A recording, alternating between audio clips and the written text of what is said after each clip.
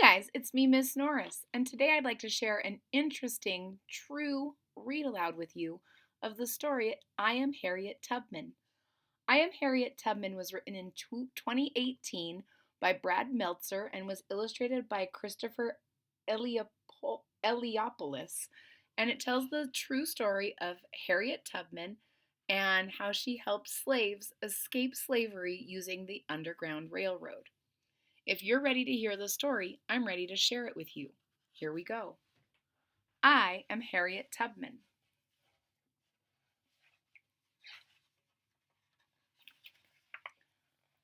I am Harriet Tubman. I'll give you a close up. This is Harriet Tubman, and this is her home where she lives.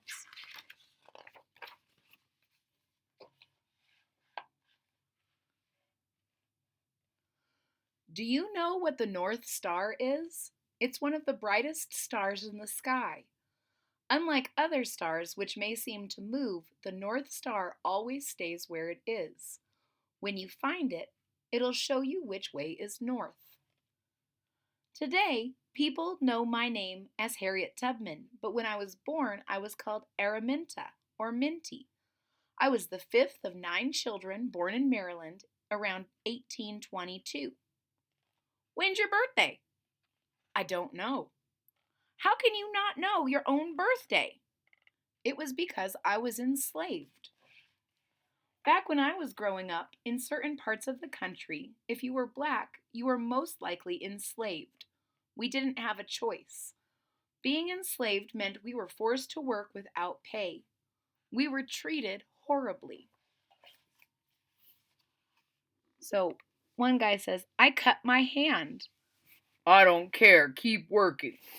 Can we have water? No, keep going. So even if they hurt themselves or they were thirsty, the slave owner just made them keep working.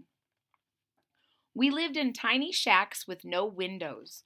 We slept on the floor or in boxes filled with straw. As kids, we had to wear sacks, and they certainly didn't celebrate our birthdays or keep records of when we were born. So life wasn't so great if you were a slave.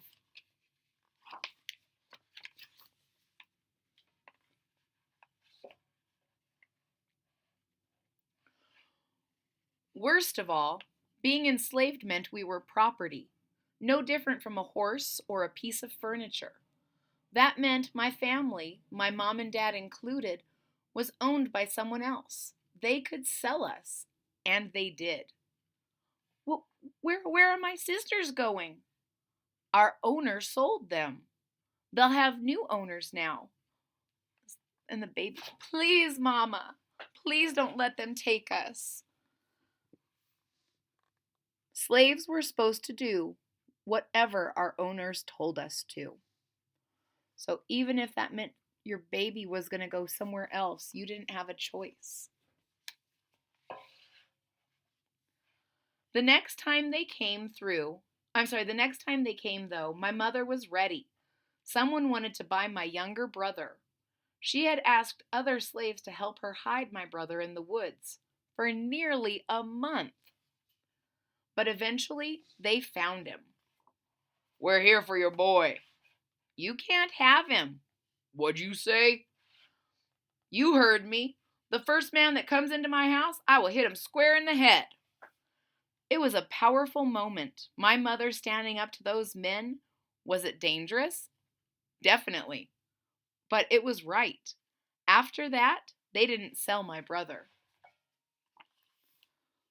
So, just to explain what a big deal this is, her owners are telling her, give us your boy, and she said no. And she said, then if you come in here, I'm going to hit you in the head, which there's a good chance that she could have been killed for doing that, for standing up for herself and her family. But for some reason, she was safe, and so was her child.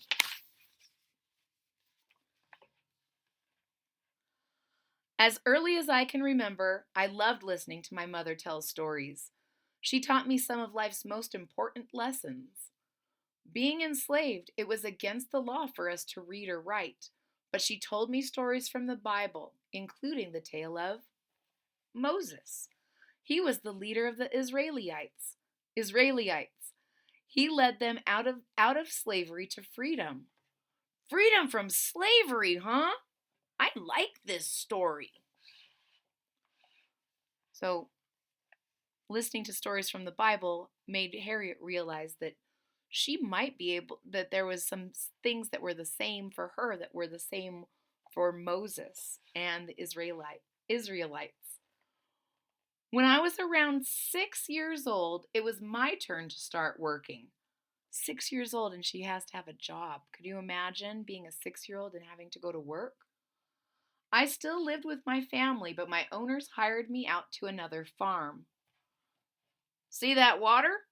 If we set traps for muskrats in there. Get in and see if we caught any. But the water's freezing. You talking back to me? You get in that water or else.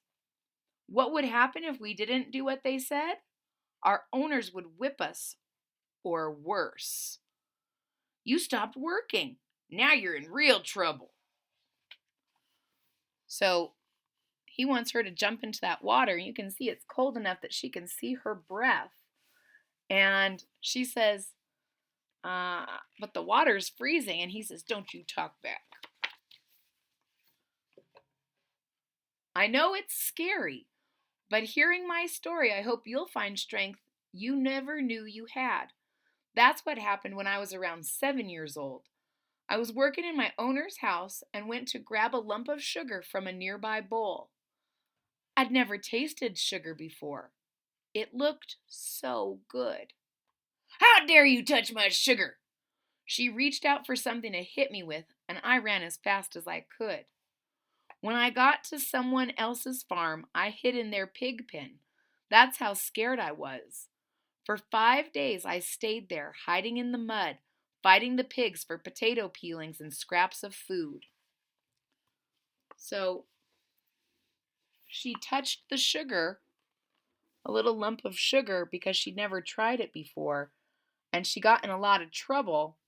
And instead of waiting around to get hit, she ran and she hid with the pigs and shared food with the pigs and everything. Eventually, I was starving and came back. When I did, they beat me. But now people started to realize I wasn't afraid to protect myself. By the time I was 12, I was working outdoors every day where the hardest work was done. I hoed, harvested, and lifted heavy barrels of flour. I got so strong and was chopping so much wood, even the men could barely keep up. How much did she chop? Half a cord. Girls can't do that much. You tell her that. So she became a really, really strong woman, not only strong in her mind and her heart, but also in her body.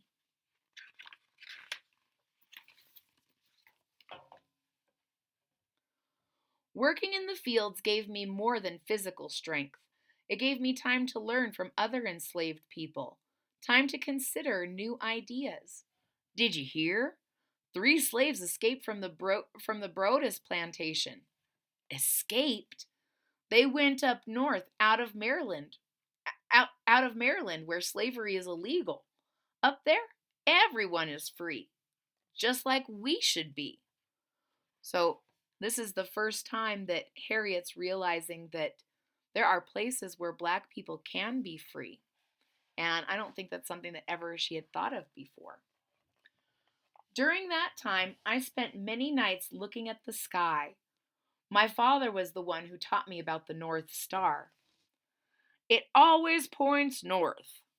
That's where Black people are free, right? In the north? Exactly. Follow the North Star and you'll always know you're headed in the right direction. So in the north, everyone was free, and in the south, people were enslaved.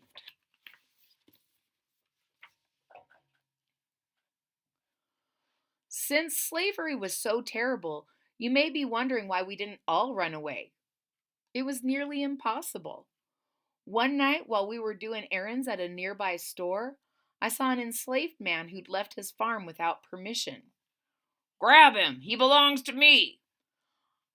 I could have stopped that man from running, but I refused to. Enraged, a supervisor from the farm picked up a heavy weight, aiming for the slave. But it hit me instead. Hard. I got knocked out. It was an injury that forever changed my life. Since I didn't die, I decided God had a plan for me and was guiding me and protecting me. So she's in the store and she sees a boy that basically ran away. And the owner says, "Get him! He belongs to me. Stop that boy." And when Harriet didn't stop him, he threw a weight, and instead of hitting the boy, it hit Harriet. And she says, "If I didn't die, then I must be doing the right thing."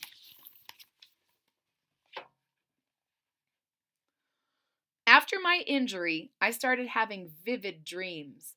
I'd be flying like a bird over fields and towns, over rivers and mountains.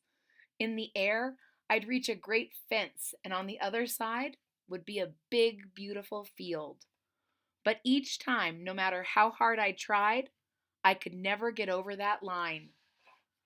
When I was around 22, I got married and got rid of my childhood name. Now I was Harriet Tubman. Soon after, I found out that I was about to be sold. "What should we do? What should we do, Harriet? Our new owner may be even meaner than this one." Someone else who could take me from my family and hurt me? I knew there was only one choice. I must escape. So Harriet got married, but instead of being happy, all she could think was, this just means there's another person who can sell me or sell my family. And she decided, I must escape.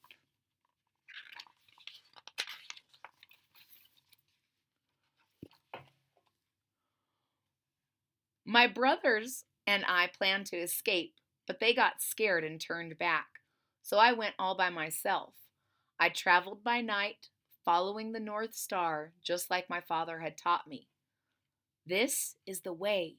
It'll always lead me right. I stayed in the houses of people who wanted to help us find freedom. There are slave hunters all over. Wear these men's clothes and no one will recognize you. You're saving my life. I was now traveling on what was called the Underground Railroad. It wasn't a real railroad. It didn't have tracks or train cars, and it didn't go underground. It was people who didn't like slavery secretly helping people escaping from slavery. But it did have special stations, safe hiding places run by black and white helpers we called conductors. It even had its own signals. The password for the next safe house is a hoot sound like an owl. Hoo, hoo. Use that and they'll give you a place to sleep. Thank you for protecting me. On the Underground Railroad, we were safe. So Harriet was going to escape with her brothers, but her brothers got scared and she kept on going. And she learned that there were places where people could help her along the Underground Railroad, and they just had to know the special signals. For example, being able to hoot like an owl and you'll get a place to stay. Eventually, I made it to Philadelphia, Pennsylvania. Slavery was illegal there. I was free now, no longer enslaved. Soon I had a regular job cleaning and cooking, and a regular place to live. I could have stayed there forever. But then I got news from where I used to live in Maryland. One of your nieces and her family, they're about to be sold to a new owner. What should we do? The answer was obvious. I need to go back. I need to help them escape too. And that's exactly what I did. A year after I escaped, I snuck back into Maryland. Thanks to my own trip on the Underground Railroad, I knew people who could help us. We can hide them in here. When it's dark, we'll sneak them onto a boat and get them out of the state. Harriet, you sure this is smart? If you get caught helping them, they'll sell you back into slavery. You'll lose your freedom and everything you have. No question, it wasn't safe, but it was right. So Harriet heard that her nieces and her family were having a hard time. They were going to get sold again. So Harriet said, there's only one thing to do. I'm going to go back and I'm going to help them escape. And her friends were worried. They said, if they catch you, then you will go back into slavery yourself. And she said, I don't care. It's the right thing to do.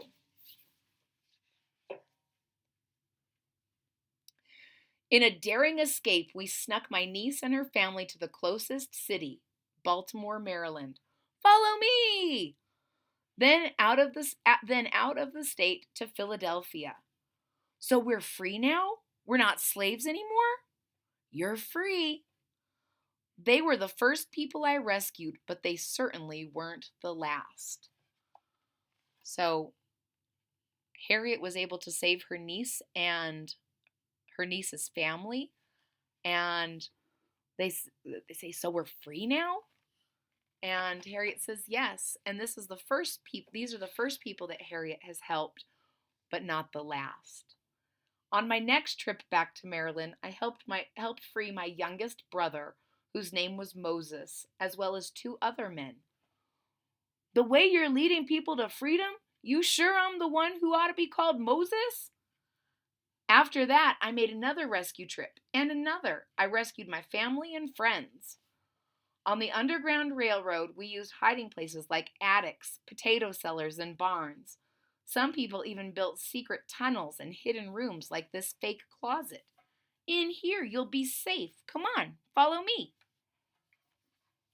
I also continued wearing disguises.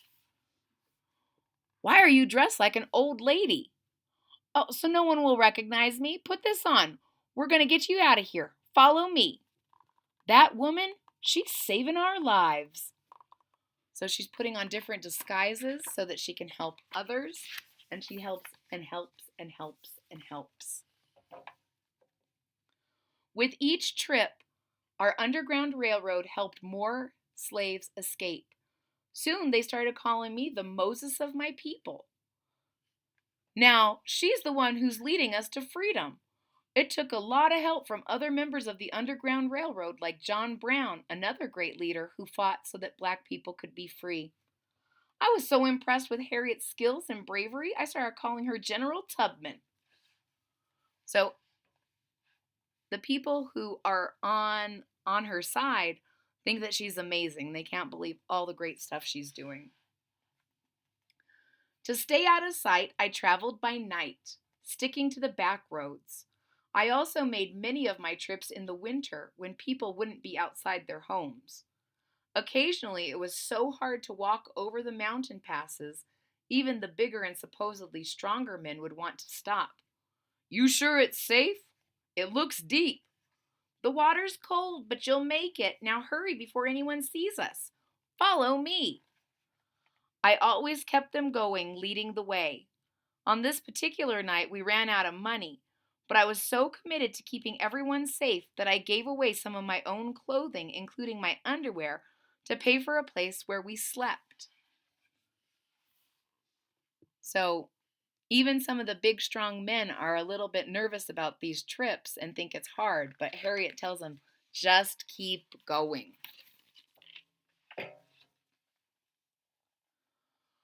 On another trip to buy some live chickens, I spotted one of my old masters, someone I used to work for when I was enslaved. As he came near me, I pulled a string around the chickens. As soon as he came near me, I pulled on a string around the chickens' legs and made them flap and scream. He was so distracted by the noise, he never realized that he was this close to catching me. So she pulled a little string that's attached to the chickens so that they all and it shifted the place where people were looking, and so instead of looking for Harriet, all he saw was the chickens. Smart.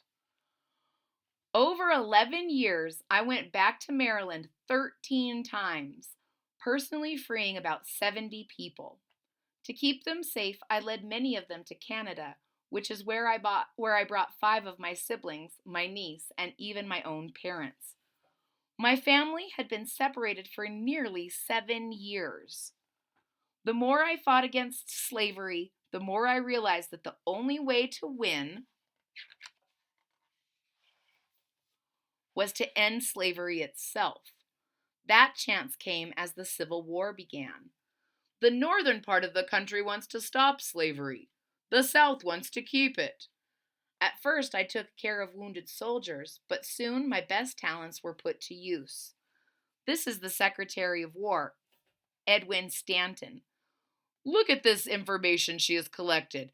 Harriet Tubman and her spy ring are remarkable. Soon after, I became the first American woman ever to lead an armed raid into enemy territory. With the information we found, we successfully fought the Southern soldiers. Most important, we proved that black people could serve in the military just as well as white people. So the Civil War was a fight between the North and the South. And one of the main issues was the North didn't think it was right to own people, and the South did. And Harriet helped fight, helped the war, helped give information. As a master spy for the North, I led groups of scouts into South Carolina to scope out what the other side was doing. Shh, this way. They won't see us coming. Follow me. And continue. Follow me. So no matter where Harriet's going, she's always telling someone, follow me.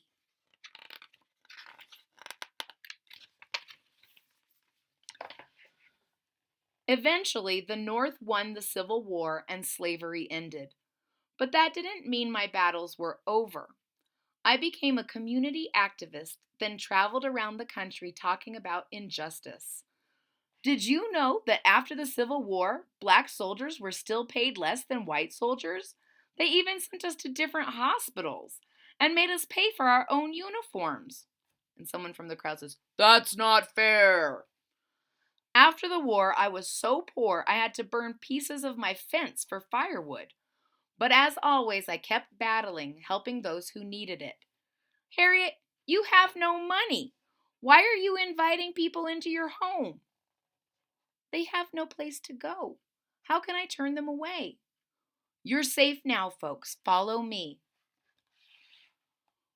When I was nearly 90 years old, my dream of helping others grew even bigger as I established a new home in Auburn, New York, for poor, old, and sick African Americans. We'll take care of you here. So Harriet is pretty old herself. She's 90, and she opens up this home to continue to take care of people.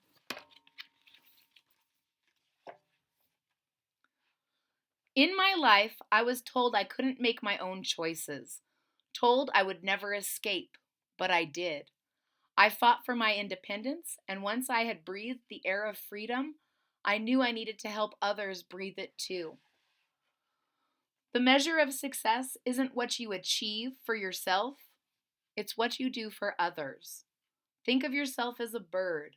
Some days you'll climb high, some days you'll fall. But when you pass the clouds and reach the top, you have a choice. You can stay up there and enjoy the view, or you can go back down. So she says, even birds need to come down sometimes. Or you can go back down and bring others up to join you. Do you know that Harriet Tubman also spoke up for women's rights, working with Susan B. Anthony to make sure women got the right to vote? I didn't know that. Today, there are dozens of schools and parks named after her, as well as this statue in New York recognizing her work with the Underground Railroad. What she did wasn't easy, but it was right. I'm following her. I'm excited that she'll be on the $20 bill, the only woman or African American on American paper money. When you help yourself, you can fly, but when you help others, you truly soar.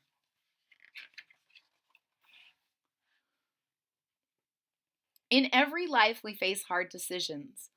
At those times, we can make the safe choice or the right choice. Would you put yourself at risk to help someone else?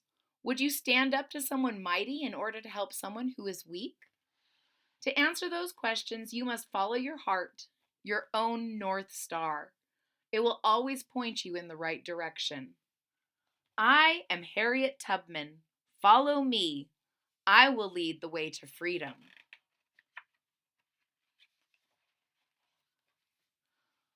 And this is a picture of the real Harriet Tubman right here. And she said, and this is a quote from Harriet Tubman. She says, "I was the conductor of the Underground Railroad for 8 years, and I can say what most conductors can't say. I never ran my train off the track, and I never lost a passenger." And this is a picture of Harriet and her family. She's on the far left, so this is Harriet here. And here's a statue of Harriet Tubman in New York, in Harlem, New York, as a way to say thank you for the Underground Railroad and to honor what she did and all the people she helped. The end. Ladies and gentlemen, I really hope you enjoyed the story. I am Harriet Tubman. If you did, please hit that thumbs up button at the bottom of the page. If you are already a subscriber, thank you so much for your support. It really means a lot to me. If you're not a subscriber yet, please click that subscribe button down at the bottom of the page, and don't forget to click the bell so that you're notified when there's new content. Last but certainly not least, I'd like to say a big thank you to the Howie family, who loaned me an amazing collection of books and gave me the privilege of being able to share these wonderful books with you, my YouTube listeners. So thank you, thank you, thank you, and I hope to see you all again real soon. Bye-bye.